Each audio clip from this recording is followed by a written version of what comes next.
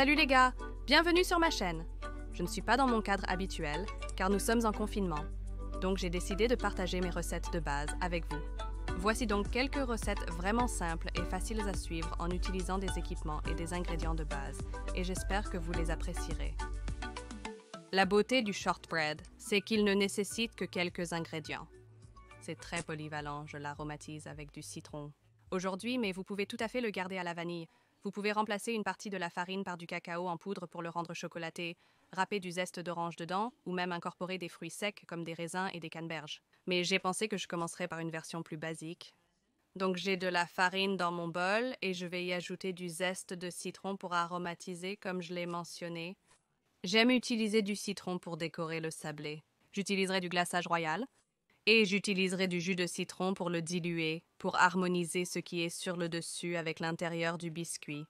J'ajouterai ensuite mon sucre. Et l'autre raison pour laquelle j'aime cette recette est qu'elle ne contient pas beaucoup de sucre et le biscuit lui-même n'est pas très sucré. Et un peu de beurre et enfin une petite goutte de vanille. Et je vais y aller avec mes mains et écraser tous les ingrédients ensemble. Ce que je fais en réalité, c'est frotter le sec, ingrédients dans le beurre. Donc, je ne fais pas que mélanger les ingrédients, je casse aussi le beurre. Cela prend environ 5 minutes, possible avec un batteur sur socle muni d'un accessoire à palette. Ce qui va se passer, c'est que le beurre va se décomposer et le mélange va devenir une sorte de consistance semblable à du sable. Si vous continuez à mélanger les ingrédients, commencez à lier un peu plus ensemble et finalement une pâte se forme. J'aime rassembler autant que je peux dans le bol avant de le renverser sur la surface où je vais le pétrir un peu jusqu'à ce qu'il soit lisse. Je le pétris juste pour incorporer complètement le beurre, pas pour développer du gluten, comme avec du pain. Maintenant, il est temps de l'étaler. J'ai donc une plaque de cuisson avec du papier sulfurisé prêt, et je vais découper mes biscuits en quelques formes. Et j'ai un emporte-pièce rond et un emporte-pièce en forme de cœur, parce que c'est bien sûr presque la Saint-Valentin, alors pourquoi pas. Je vais saupoudrer ma surface avec un peu de farine, et aussi saupoudrer le dessus de la pâte pour que mon rouleau ne colle pas dessus. Et puis, comme pour étaler n'importe quoi, je vais aller un peu en arrière et en avant en gardant la pression de mes mains égale à chaque extrémité du rouleau, puis je vais tourner la pâte tous les 3 ou 4 tours, et c'est ainsi que vous étalez la pâte de manière uniforme. Pour que votre shortbread ne brûle pas dans le four, il doit faire environ 1/2 centimètre d'épaisseur. Je commence avec mon emporte-pièce circulaire. Si vous avez vu mes autres vidéos de retour aux bases, vous avez vu que j'ai utilisé toutes sortes de choses pour découper des formes, que ce soit un couvercle de pot ou le haut d'un verre. Mais j'ai en fait trouvé des emporte-pièces cette fois. Cela rend la vie un peu plus facile. Et j'ai aussi mon cœur. Vous pouvez maintenant voir la coupe nette de la pâte. C'est une pâte très douce et lisse. Moi, j'adore vraiment travailler avec. Donc, bien sûr, lorsque vous découpez des formes, vous voulez les découper aussi près l'une de l'autre que possible pour minimiser le gaspillage de pâte. Cependant, avec cette pâte, vous pouvez la froisser et l'étaler à nouveau. La seule chose à surveiller est à quel point la pâte devient sèche. Parce que vous saupoudrez de la farine sur la pâte et la surface, vous incorporez plus de farine, donc si vous étalez la pâte encore et encore, elle peut devenir un peu sèche. Donc, j'aime l'étaler au maximum 3 fois afin de maintenir la douceur de la pâte. Avant de cuire, j'aime refroidir les biscuits dans le frigo, car je pense que cela aide à maintenir leur forme lors de la cuisson. Donc, je vais mettre le plateau dans le frigo pendant environ 15 minutes pendant que je préchauffe mon four à 170 degrés Celsius et ensuite cuire les biscuits pendant 10 à 12 minutes jusqu'à ce qu'ils commencent à peine à devenir dorés. Donc, pour le sablé, il doit rester assez pâle. En fait, j'ai laissé ce plateau un peu trop longtemps. Et vous pouvez voir qu'à une extrémité, commencent à brunir légèrement. Ils ne sont pas brûlés, donc ils sont toujours délicieux et bons à utiliser. Ce plateau est sorti mieux. Vous pouvez voir que les biscuits ils sont vraiment pâles, mais je peux sentir qu'ils ont pris. Ne touchez pas les biscuits avant qu'ils ne soient totalement refroidis, sinon ils se casseront. Je vais donc les laisser sur le plateau jusqu'à refroidissement complet, puis les mettre sur une grille pour préparation à la décoration. Ainsi, les biscuits sablés sont absolument délicieux nature. Néanmoins, ajouter une touche de couleur est vraiment simple.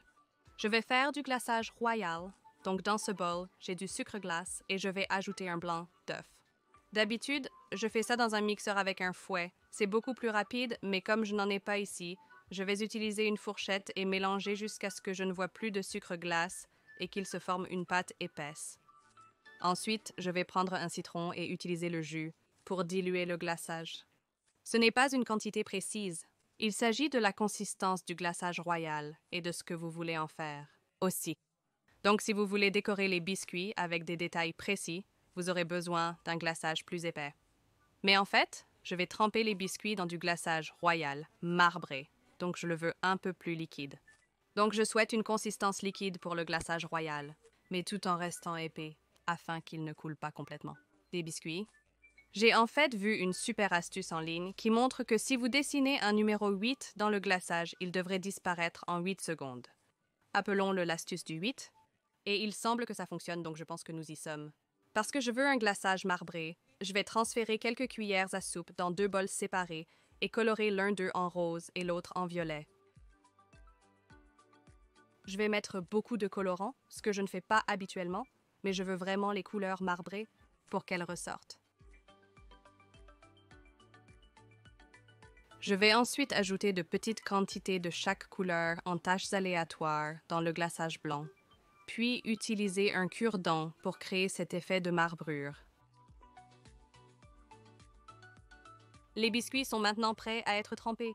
Je vais donc laisser mes biscuits rente nature et tremper les cœurs pour obtenir de jolis cœurs marbrés pour la Saint-Valentin. Je vais donc tremper le biscuit et presser. Je le presse pour vérifier son enrobage de glaçage.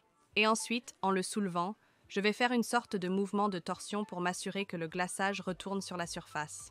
Et regardez ce motif, n'est-ce pas simplement magnifique?